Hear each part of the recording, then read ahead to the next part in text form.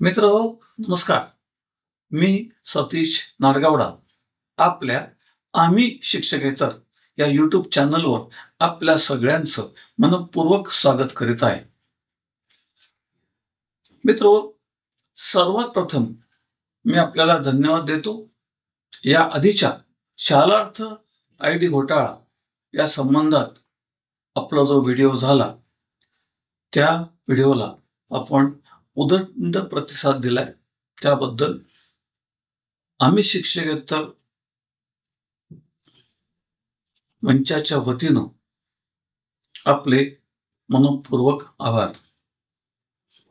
मित्र मी त्यावेळेलाच बोलताना आपल्याशी एक गोष्ट स्पष्ट केली होती की शालार्थ ID या संबंधातला जो घोटाळा आहे त्या संबंधातला विषय हा एका व्हिडिओमधून संपणारा नाही. यामध्ये दिवसेंदिवस नवीन अपडेट,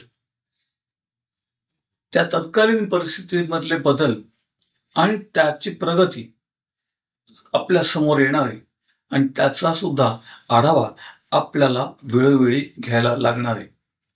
त्यामुळे शालार्थ ID हा विषय आणि त्यातला घोटाळा हा विषय आपल्याला साधारणतः किती व्हिडिओ करावा लागेल याबद्दल आज आपण कोणीच आपल्याला काही कल्पना देऊ शकणार नाही.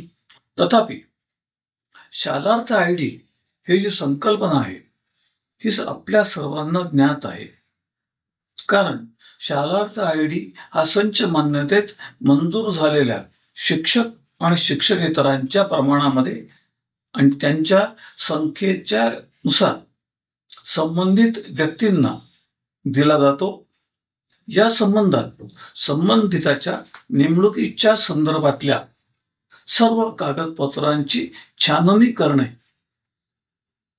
आपल्या शैक्षणिक कार्यालयाकडून अपेक्षित असते आणि इथेच जी अपेक्षा आहे ती पार पाडली जात नाही किंवा पाडली गेली नाही. इथेच या शालार्थ घोटाळ्याची पाळंमुळं रुजलेली आहेत.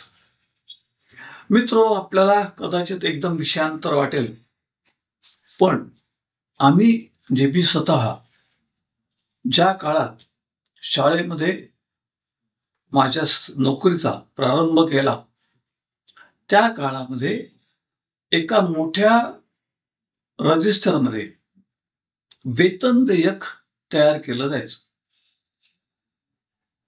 आणि या वेतन देयकावर एक आपलं पावतीचं तिकीट, ज्याला आपण रेव्हेन्यू स्टॅम्प म्हणतो, तो लावून त्यावर त्या शिक्षकाची सही घेतली जायची आणि शिक्षकांना शक्यतो रोख पगार दिला जात असे. ही त्यावेळची पद्धत होती.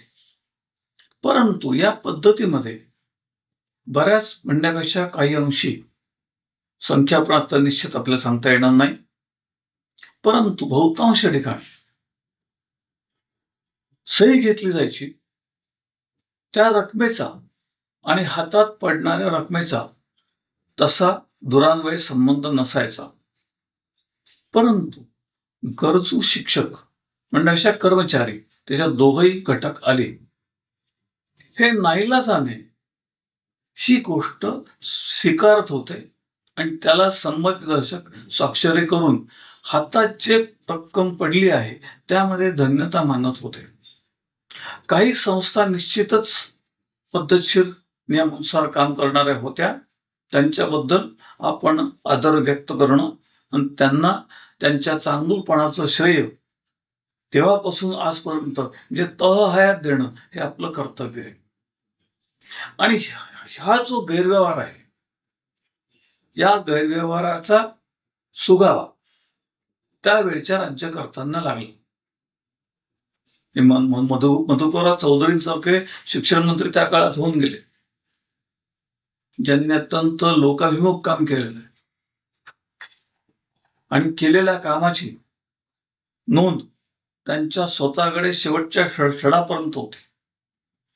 याचा अनुभव मी स्वतः त्यांच्याबरोबर काम करून घेतलेला आहे आणि अत्यंत जाज्वल्य प्रामाणिकपणाने काम करणारा हा नेता आणि काही गोष्टी लक्षात आल्यानंतर त्याचा पाठपुरावाही त्यांनी संस्थाचालक संघटनेच्या माध्यमातून केल्याचं माझ्या स्मरणात आहे. आणि त्यांनीच केलेल्या अशा पद्धतीच्या कामकाजामध्ये असे जे निस्पृह कार्यकर्ते होते त्यांनी शासनाच्या लक्षात ही बाब आणून दिल्यानंतर शासनाने 1975 पासून खाजगी शाळातील शिक्षक शिक्षकेतरांचं वेतन हे बँकेमार्फत करण्याची योजना समोर आणली. त्याचा मुख्य हेतू काय होता तर शिक्षकांना म्हणण्यापेक्षा कर्मचाऱ्यांना त्यांचं वेतन जे शासनानं निश्चित करून दिलेलं आहे ते पूर्णार्थाने त्यांना मिळावे. आता या योजनेमध्ये शासनाचा दृष्टिकोन हा शासनाच्या वेतनाकरता दिल्या गेलेल्या अनुदानाचा विनियोग हा त्या कारणाकरता व्हावा असा आपल्याला आढळून येईल.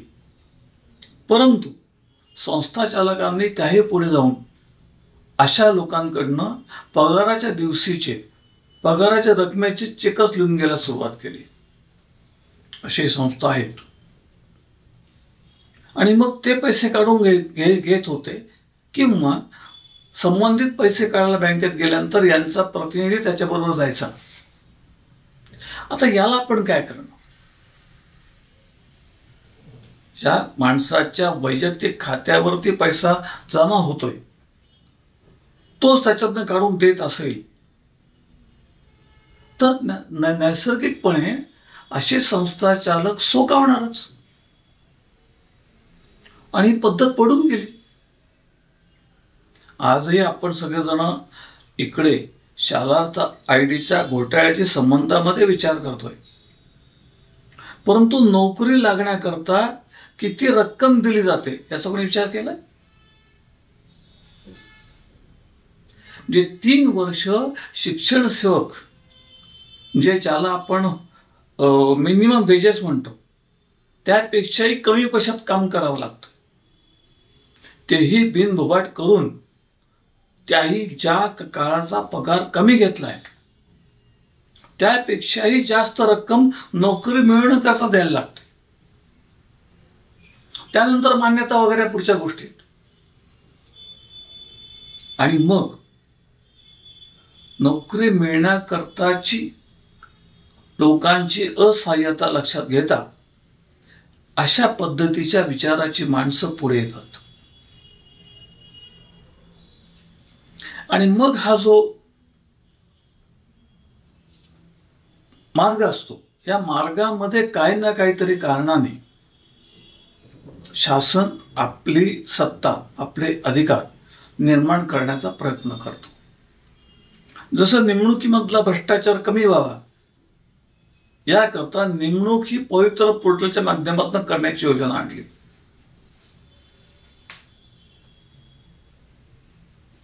हेतू हाच की हे मार्ग कमी व्हावेत, बंद व्हावेत.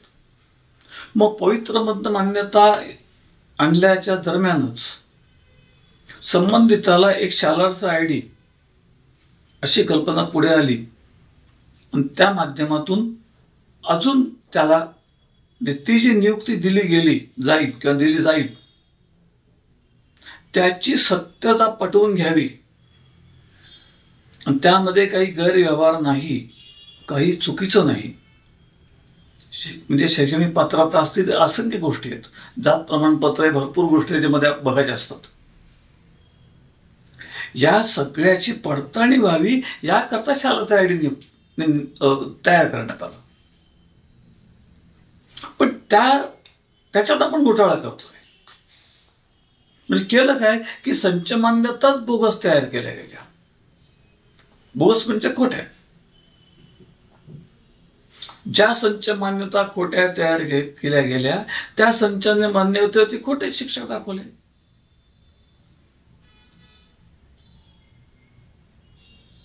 परिणाम तर झाला काय? हे गोंधळ नुसते खाजगी शाळांमध्येच घडलेत का?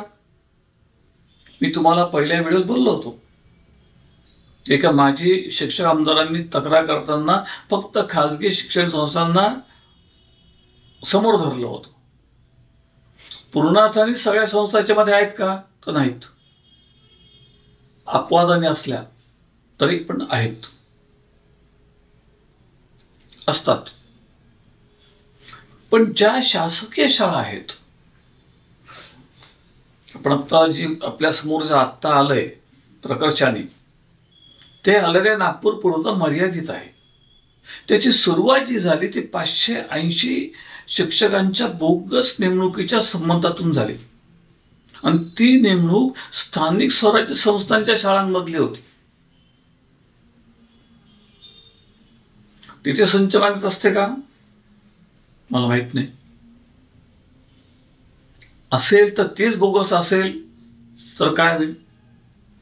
कारण माझ्या तरी आजवरच्या पाहणीमध्ये, अनुभवामध्ये असं लक्षात आलंय की काही ना ते काही कारणाने स्थानिक स्वराज्य संस्थांच्या शाळांमधल्या शिक्षकांच्या नेमणुका वादामध्ये येतात.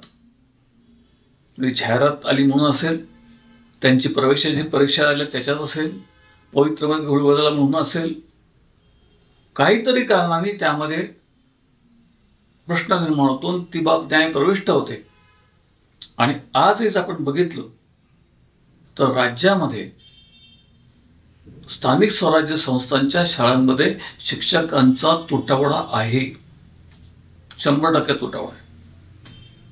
आणि एकीकडे हा तुटवडा, त्यांच्याकडे शिक्षक नाहीत हा जाणवत असताना 23-24च्या संच मान्यतेमध्ये अनुदानित माध्यमिक शाळांच्या संदर्भामध्ये 10,000 पर्यंत शिक्षक अतिरिक्त ठरलेत. तफावत किती बघा. आणि मग शासन करते ज्यांना आपण म्हणतो ते सर्व खरं तर लोकप्रतिनिधी आहेत. परंतु लोकप्रतिनिधींना त्यांच्या पक्षीय राजकारणाच्या कारणांपासून किंवा राजकारणातून अतिशय थोडा वेळ या समाजकारणाकरता उरतो. मग प्रश्नाचा अभ्यास करणं, त्याची माहिती घेणं, त्याच्यावरती बोलणं, या खूप दूरच्या गोष्टी झाल्यात. मग त्यांचे दिन काम कोण करतं? नोकरशाह. हे जे नोकरशाह बसलेत मंत्रालयापासून, मी मागच्याही व्हिडिओमध्ये स्पष्ट बोललो होतो की शिक्षणाधिकारी, उपसंचालक किंवा कुठलाही शासकीय अधिकारी असो, त्या अधिकाऱ्यांच्या बद्दल आपल्या मनामध्ये नितांत आदरभाव असणं या नैसर्गिक गोष्ट आहे.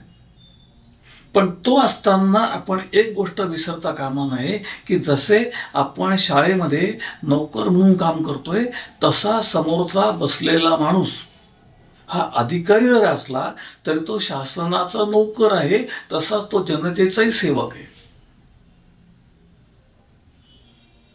कारण आपल्या सगळ्यांना मिळणारं वेतन ही काही कोणाची आपल्यावरती उपकाराची भावना असेल त्यांनी मनातनं काढून टाकावी. कारण मिळणारं वेतन हा काम करणाऱ्याचा हक्क आहे, आणि तोही कोणी खिशातनं देत नाहीये. जो धनिक वर्ग आहे, जो विविध रूपाने वेगवेगळे कर भरणा करतो शासनाला, त्या करातला काही भाग म्हणजे शिक्षणाचा विचार केला तर अवघा 2.86% एवढाच भाग वेतनावरती येतोय. अत्यंत अल्प खर्च आहे हा. याच्यातही अजून बऱ्याच गोष्टी आपण त्याच्याने दिसतो, त्याच्यात जात नाही चर्चेला. ही बाब जेव्हा आपण मनात धरून काम केलं पाहिजे, म्हणजे काय होईल की आपल्याला या गोष्टींना आळा घालता येऊ शकेल. आपल्याला घालायचा असेल तर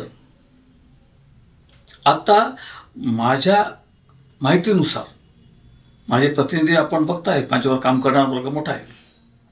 हा जो वर्ग आहे सगळा हा राज्यभरात पसरलेला आहे. त्यांच्याकडनं माझ्याकडे माहिती जमा होते. वेळ प्रसंगी आम्ही त्या माहिती छाननी करतो, चर्चा करतो. मागे सांगितलंय मी आपल्याला. यांच्याकडनं आलेल्या माहितीनुसार काही ठिकाणी संस्था चालकच आवश्यक असलेल्या रकमेचं पाकिट करून आपल्या कर्मचाऱ्यांच्या हातात देतात. बाबा एवढं काम करून घे सांगतात. आणि इथे सुरुवात होते. तुम्ही तुमचं काम बिनचूक करा, नियमाच्या चौकटीत राहून करा, कोणालाही भेटायला जाऊ नका, कारण भेटायला जाण्याचे अर्थ खूप वेगळे आहेत. साधं उदाहरण घ्या, वेतन द्या ऑनलाईन आहे ना, मग त्याची हार्ड कॉपी नेऊन द्यायला लागते, म्हणजे भेटावं लागतं. आता जे भेटीगाठी आहेत त्या आता आपल्या सगळ्यांना परिचित आहेत. का, कशा करता, कोण, कुठे, आपण सगळे त्यातले तज्ज्ञ आहात. त्याच्यात जाणं इष्ट नाही. पण हे पायंडे कशा करतात? म्हणजे एकीकडे मुख्यमंत्र्यांनी घोषणा काय करायची की ई फायलिंगनी सगळ्या गोष्टी होतील, आणि इकडे काय सांगायचं हार्ड कॉपी आणून द्या. कुठला न्याय? कुठली पद्धत आहे? भ्रष्टाचाराला आळा घालण्याची मागणी होते की SIT नेमा. SIT म्हणजे स्पेशल इन्व्हेस्टिगेशन टीम, जी आपल्या पोलीस आयुक्तांच्या अधिक क्षेत्रात काम करते. आता हा घोटाळा राज्यस्तरीय झालाय, जळगाव आलंय, त्याच्या पाठोपाठ नाशिक आलंय, आता जिल्हे वाढतात आहे. जसजशी माणसं पुढे येत जातील तशी राज्यभरातली व्याप्ती आपल्या समोर येईल. मग ही संपूर्ण राज्याकरता महाराष्ट्राच्या पोलीस महासंचालक जे असतात त्यांनीच नेमली पाहिजे SIT, पण ते एक नेमून भागणार नाही. आणि जर या सगळ्या घोटाळ्यामध्ये झालेल्या रकमेचा आपण तपशील बघितला, जो वर्तमानपत्रात छापून आलाय, 2800 कोटी आहे, कुठे अमक कोटी आहे, कुठे तमक कोटी आहे. हल्ली 2-5 हजाराची लाच घेतली तर माणूस पकडला जातो. बघा तुम्ही, 5 हजाराची लाच घेताना अमक्याला पकडलं, 10 हजाराची लाच घेताना तमक्याला पकडलं. आपण पेपरला पाहिलं असेल, मी पण वाचत असतो बऱ्याच गोष्टी. त्याला का पकडतात माहिती? त्यांनी अत्यंत कमी लाच घेऊन या पद्धतीचा अपमान केला म्हणून त्याला पकडून दिलं जातं. मोठा घोटाळा करा, 100 कोटी करा, 1000 कोटी करा, घेऊन पळून जा, चालेल, पण छोटे चिल्लर घोटाळे करून या घोटाळेबाजांचा अपमान करू नका म्हणून हे लोक पकडले जातात. आणि आपले लोक सांगतात की अहो तिथे अशी पद्धत आहे, इथे अशी पद्धत आहे, तिकडचा हा दर आहे, इकडचा हा दर आहे. अरे तुला दर माहिती पुढे आहे ना, तुझ्याकडे पैसे मागितले, तूच पुढे ये, तुझी केस सांग, आपण जाऊ, पोलिसांकडे जाऊ, त्यांना कल्पना देऊ. अँटी करप्शन लुचपत प्रतिबंधक खात्याला तुम्ही सांगितलं तर त्यांच्या नोटा येतात, आपले द्यावे पण लागत नाहीत. त्यांच्या त्या पावडर लावल्या, खुणा केल्या, नंबरच्या काय नोटा असतात त्या आपल्याला मिळतात, त्या फक्त आपण द्यायच्या आहेत. त्यांचा सापळा असतो. आपण घाबरतो, आपले संस्थाचालकही घाबरतात. कशा करता? त्रास होईल. कसला त्रास होईल? सगळेच पकडून ना त्रास करा, म्हणून शिल्लकच ठेवू नका ना. ठेवता कशाला कोण? आणि मग होतं काय, आपण बघा हॉटेलमध्ये गेल्यानंतर ते आधीची माणसं जेवण करून जातात, त्या टेबलावर सगळं पडलं असतं. तो वेटर येतो आणि ते टेबल स्वच्छ करतो. म्हणजे काय करतो? ज्या फडक्याने तो स्वच्छ करतो ते आपण बघितलं तर आपल्यास लक्षात येईल की एका ठिकाणी पडलेली घाण तो सगळे पसरून ठेवतो, म्हणजे ती दिसत नाही. तसं आत्ता जे भ्रष्ट अधिकारी आहेत त्यांच्या बदल्या केल्या. आपण आत्ता ते सगळे बघा बातम्या बघितल्या असतील, सगळीकडे JR निघालेत, संचालक बदलले, उपसंचालक बदलले, शिक्षणाधिकारी बदलले, उपशिक्षणाधिकारी बदलले. हे सगळे भ्रष्ट असं माझं म्हणणं नाही, पण याच्या सगळ्याच्या मुळाशी शालार्थ घोटाळा आहे नक्की. पण हा इलाज आहे का? इकडच्या माणसाने इथे भ्रष्टाचार केला, याच्यावर तक्रारी, याला काढा तिकडे टाका. तो तिथे करणार नाही कशावरून? तिथे गेल्यानंतर तो एका नजरेत ओळखतो हा आपल्या कामाचा माणूस आहे. ताबडतोब कोंडाळ्याचे हार गुच्छ फुलवून त्यांच्या धावणारच लोक.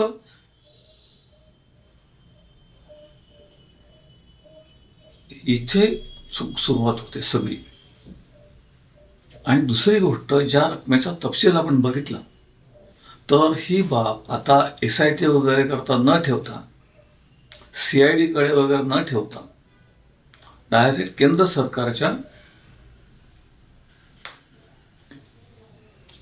अखत्यारीत दिली पाहिजे. राष्ट्रीय यंत्रणेची माणसं जेव्हा तपासाला येतील तेव्हा त्यांच्यावर कुणाचंही दडपण असणार नाही. अर्थात त्यांनी आतापर्यंत काय केलंय ईडीने आपण बघतोय. कारण आर्थिक घोटाळ्यांचा तपास हा फक्त आणि फक्त तुम्ही ज्या वेळेला लाच देता घेताना पकडले जाता तेव्हाच तो तपास सोपा असतो. ज्या तपासाचा, ज्या आर्थिक घोटाळ्याचा तपास करायचा आहे, गैरव्यवहाराचा तपास करायचा आहे, तो तपास हा खूप दीर्घकालीन यंत्रणा आहे. शालार्थ ID नुसता तपासणं नाहीये. 4 वर्षापूर्वीच्या नेमणुका तपासाच्या आहेत. तिथपासूनचं सगळं आजपर्यंत यायचंय. त्याच्यामध्ये गुन्हेगार निश्चित करायचे, गुन्हेगारावरती आरोपपत्र निश्चित करायचं आणि मग त्याच्यावरती कारवाई होणार आहे. या सगळ्या पद्धतीमध्ये सोपा मार्ग कुठला आहे की मागितलेल्या माणसाला लाच देताना आपण त्याला पकडून देणं, नाहीतर लाच देणारे म्हणून आपणही गुन्हेगार ठरतो. ही गोष्ट आयुष्यभर आपल्या मनाशी लक्षात ठेवा आणि या गुन्हेगारीच्या चक्रात आणि फासात आपली मान देऊ नका एवढं आवाहन करतो. आता आपण एका छोट्याशा विषयाकडे वळतोय. अक्षरशः अत्यंत छोटा विषय घेतोय. आत्ता गेल्या आठवड्यात, म्हणजे या आठवड्यातच, आपण आज बोलतोय शनिवार आहे आपला 21 तारीख. 2-4 दिवसापूर्वी काही शिक्षक आणि शिक्षकेतर संघटनांनी 28 मे 25च्या माननीय महेश पालकर शिक्षण संचालक यांच्या पत्रामध्ये 24-25च्या संच मान्यतेनुसार शिक्षक शिक्षकेतर भरती करण्यात येऊ नये अशा पद्धतीचं जे पत्र दिलं, त्या पत्राच्या संबंधामध्ये आंदोलनं उभी राहिली. मुळामध्ये हे जे पत्र आहे, हे पत्र त्यांनी जे दिलंय त्या पत्राचं जे कारण आहे त्याची मागे आपण चर्चा केली तरी परत आठवण करून देतो. ते जे कारण आहे ते म्हणजे महाराष्ट्र राज्याच्या उच्च न्यायालयाच्या 3 खंडपीठाने, मुंबई, संभाजीनगर आणि नागपूर, या 3 खंडपीठांनी 15 मार्च 24च्या शिक्षक पद मंजूर करण्याच्या शासन निर्णयाला स्थगिती दिलेली आहे आणि त्या शासन निर्णयाच्या आधीची परिस्थिती जैसे ते राखण्याबद्दल कळवलंय. निर्णय कोणी दिलाय? उच्च न्यायालयाने दिलाय. तुम्हाला तो पालकर नावाच्या शिक्षण संचालकांनी कळवलंय. ते पत्र फाडून काय होणार आहे का? जोपर्यंत उच्च न्यायालय निर्णय देत नाही तोपर्यंत प्रत्यक्षात कोणी खाली आला देऊ तरीही भरती सुरू होणार नाही. ही गोष्ट तेव्हा होती, आजही सत्य आहे. आणि ज्या स्थगितीचा विषय होता त्याची सुनावणी आत्ता 16 जूनला होती. काय झालं 16 जूनला? 16 जूनला या सर्व याचिका, एकूण 8 याचिका आहेत, म्हणजे मी मुंबईचा ॲप बोलतो आपल्याला, मुंबई न्यायालयाकडे 8 याचिका आहेत. त्या 8 याचिकांची एकत्र सुनावणी ठेवली होती. त्याचा क्रमांक होता 142. 142ला पोचलंच नाही मॅटर, पोचणं शक्य नव्हतं. माझा अनुभव आहे. आमच्या 24 वर्षाच्या कर्मचारी वर्ग 4च्या पगाराच्या संबंधातल्या अजूनच्या संघटनेमार्फत दाखल केलेल्या आमचे दावे, हीच अवस्था होते. 30 आणि 32 नंबर पोचत नाही. 142 कुठे पोचणार होता? तो पोचलाच नाही. त्या दिवशी सुनावणी झालीच नाही. पर्याय झालं काय? तारीख पडली 9 जुलै. आता 9 जुलैपर्यंत परत मागचे जे हुकूम आहेत ते चालू राहणार. आंदोलनाचा फायदा एकच असतो, या निमित्ताने आपल्या सदस्यांमध्ये जागृती होते आणि संघटनेच्या कार्यकर्त्यांमधली मरगळ दूर होते. हे उद्दिष्ट मात्र अशा पद्धतीच्या आंदोलनांनी साध्य होतं आणि ती आंदोलनं संघटनांनी सातत्याने केली पाहिजे. याबद्दल त्या सर्व संघटनांचं आपण अभिनंदन करू आणि आपण इथे आजच्या आपल्या व्हिडिओला विराम देऊ. मी माझ्याबरोबर माझे सर्व सहकारी अभय सातपुते, कुपवाड सांगली, अमोल सोनवणे नाशिक, ॲडव्होकेट अमोल ठाकरे आयकर सल्लागार अमरावती,